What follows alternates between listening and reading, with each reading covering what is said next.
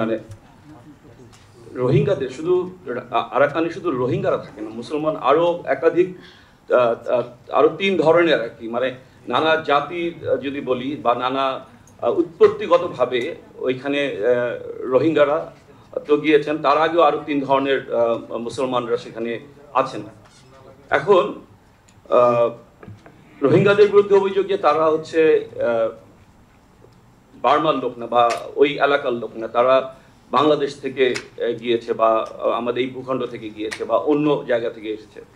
একটা কথা যদি আমি বলি, আমরা যদি বিজ্ঞানও বিশ্বাস করি আবার ধর্মমতো যদি বিশ্বাস করি, মানুষের তো জন্ম হয়েছে এক জায়গায়, তারপর ক্রমান্বয়ে তারা বিস্তৃত হয়েছেন। ফলে আমি যদি অন্য জায়গায় থেকে গিয়ে যদি আমি আরেকখানে বসতি স্থাপন করি, আমি নিশ্চয়ই বহিরাগত নই, সে অধিকার আমার আছে। একজন আরাকানি বা রোহিঙ্গাদের সে অধিকার আছে।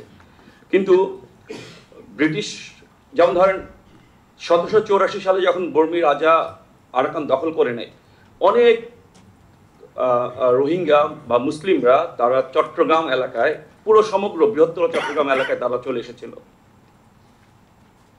ব্রিটিশরা যখন এই বর্মী রাজকে তাড়িয়ে দিয়ে আরাকান দখল করে নেয়, তখন কিন্তু এই চট্টগ্রামের যারা আরাকান ছিলেন বা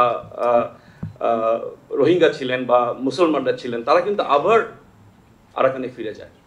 ফলে তাদেরকে বহিরাগত বলার কোনো সুযোগ আমি দেখি না। যেই অপপ্রচারটা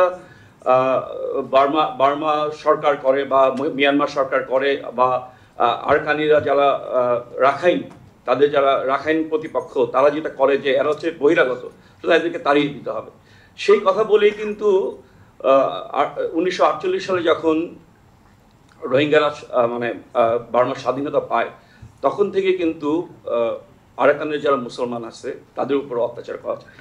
আবার আরাকানের মুসলমানদের দুইটা বড় ধরনের ভুল ছিল। আমি এত বিশেষজ্ঞ না, এখানে যারা বিশেষজ্ঞ অনেকে আছেন যারা এর উপর অনেক বই লিখেছেন।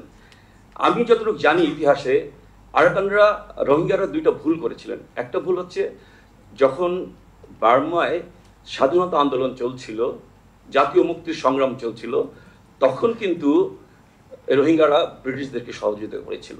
এইটা একটা ভুল ছিল তাদের। দ্বিতীয় ভুলটা ছিল, তারা কিন্তু অপশন দিয়েছিল পাকিস্তানের পক্ষে। জিন্নাকে তারা চিঠি লিখেছিল যে তারা পাকিস্তানে চলে যেতে চায়, জিন্না কিন্তু আরাকানকে নিতে চায় নাই।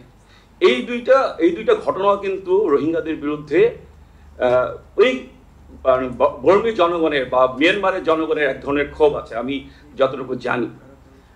সেই থেকেই আমাদের এখানে সকালবেলায় বলছিলেন যে একজন বলছিলেন, সম্ভবত ইউএনএইচসিআর যিনি বলছিলেন যে বড় আকারে যদি ধরা যায় যে 1958, 1978, 1992, 2017-তে বড় ধরনের এক্সোডাস বা বড় ধরনের নিষ্ক্রমণ ঘটেছিল আপনার রোহিঙ্গাদের। কিন্তু এছাড়াও কিন্তু ছোট ছোট অনেক অজস্র নিষ্ক্রমণ সেখানে ঘটেছে। ফলে কাফি, আমি একটু সরি ইন্টারাপ্ট করার জন্য, মানে আমরা প্রবলেমটা আমি কমিউনিস্ট পার্টি অফ বাংলাদেশ কিভাবে আমি সেটা বলছি। সেই ইস্যুটা যখন 2017 সালে ঘটলো, তখন কিন্তু আমরা আমাদের পার্টির পক্ষ থেকে, আমি বুঝতে পারছি সময় আমি সেভাবে যাচ্ছি না, 2017 সালের অগাস্টে যখন এই ধরনের ঘটনাটা ঘটলো, তখন আমাদের পার্টি, আমাদের যারা সহযোগী আছে তাদেরকে নিয়ে আমরা জাতিসংঘের মহাসচিবের কাছে একটা স্মারকলিপি দিয়েছিলাম। হ্যাঁ, সেই স্মারকলিপি শুধু আমরা দিই নাই, আমরা সারা দেশে আমাদের একবারে প্রত্যন্ত অঞ্চলে তৃণমূল পর্যায় থেকে আমরা স্বাক্ষর সংগ্রহ করে হাজার হাজার না লাখ লাখ স্বাক্ষর আমরা জাতিসংঘের বাংলাদেশের যেই অফিস, সেই অফিসে দিয়েছিলাম। আমরা কি দাবি করেছিলাম? আজকে সারাদিন যে আলোচনাগুলি হয়েছিল, সেই 17 সালের অগাস্টে আমরা সেই কথাগুলি বলেছিলাম।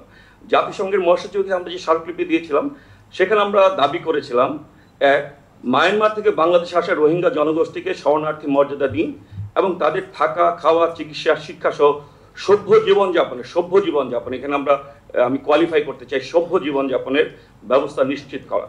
2, মিয়ানমারের বর্বরতা গণহত্যা বন্ধ করতে মিয়ানমারকে বাধ্য করা। 3, রোহিঙ্গা শরণার্থীদের মিয়ানমারে ফিরিয়ে নিতে এবং তাদের মিয়ানমারের নাগরিকত্ব স্বীকৃতি দিতে বাধ্য করা। 4, মিয়ানমারের রোহিঙ্গাদের অবাধ চলাফেরা সহ বসবাসের উপযুক্ত পরিবেশ ও নিরাপত্তা নিশ্চিত করা, যেটা আমরা সেফ জোন বলছি এখন, সেটা নিশ্চিত করা। 5, জাতিসংঘের তত্ত্বাবধানে কোফি আনান কমিশনের রিপোর্ট বাস্তবায়ন করা। এই 5টা বক্তব্যকে দিয়ে আমরা জাতিসংঘের মহাসচিবের কাছে একটা স্মারকলিপি প্রদান করেছিলাম। আজকে খুবই সুখের খবর যে আমাদের এই গণ অভ্যুত্থানের মধ্য দিয়ে যিনি দায়িত্ব নিয়েছেন, আমাদের প্রধান উপদেষ্টার দায়িত্ব নিয়েছেন, তিনি জাতিসংঘে গিয়ে এই ইস্যুটাকে গুরুত্বের সাথে উত্থাপন করেছেন এবং তিনি 3 দফা সুপারিশও করেছেন। 3 দফা যে সুপারিশ ওনার আছে সেটা নিশ্চয়ই এই সমস্যার সমাধানে একটা গুরুত্বপূর্ণ ভূমিকা রাখবে। এবং যেটা আমি এখন শুনলাম, আমার জানা ছিল না, যে আগামী জানুয়ারি মাসেই প্রফেসর ইউনূসের সুপারিশকৃত এবং তার আর্জিকৃত যেই আন্তর্জাতিক সম্মেলন, হাই পাওয়ার্ড যেই সম্মেলন হবে, সেই সম্মেলনের মধ্য দিয়ে সেই মানে আন্তর্জাতিক সম্মেলনের মধ্যে দিয়ে সমাধান হবে। আমি আরেকটা জাস্ট খালি ছোট্ট জিনিস বলে রাখতে চাই, এই জিনিসটা আমি মাঝখানে একটু বাইরে ছিলাম। আমাদের কিন্তু আরেকটা আতঙ্কের জায়গা কিন্তু তৈরি হচ্ছে, যে একটা গুঞ্জন শোনা যাচ্ছে যে একটা খ্রিস্টান রাজ্য বা খ্রিস্টান স্টেট এখানে করার একটা মানে সম্ভাবনা খোঁজা হচ্ছে। সেটা হচ্ছে যে ভারতের যে 7 সিস্টার্সে যারা, মানে এই রাজ্যগুলি তো খ্রিস্টান প্রধান রাজ্য।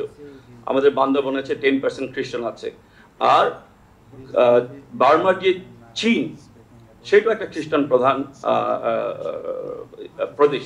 ফলে ওই এলাকা ধরে প্রায় 2 লক্ষ বর্গ কিলোমিটার এলাকা জুড়ে একটা খ্রিস্টান রাজ্য করার যে মানে গুঞ্জন শোনা যাচ্ছে, আমি গুঞ্জন বলছি, আমি কোনো মানে প্রকল্প বলছি না, গুঞ্জন শোনা যাচ্ছে, সেটাও কিন্তু নানা জিনিসকে হলো আপনার অবতারণা করতে পারে। তো আমি এখানে এই বলেই শেষ করতে চাই।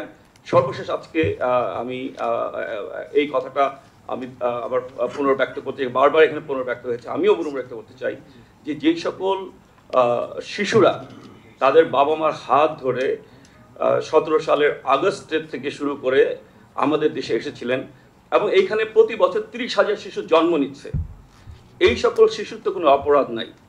তাদেরকে উপযুক্ত শিক্ষা দিতে হবে, তাদের কর্মসংস্থানের ব্যবস্থা করতে হবে, শুধুমাত্র প্রাইমারি এডুকেশন না।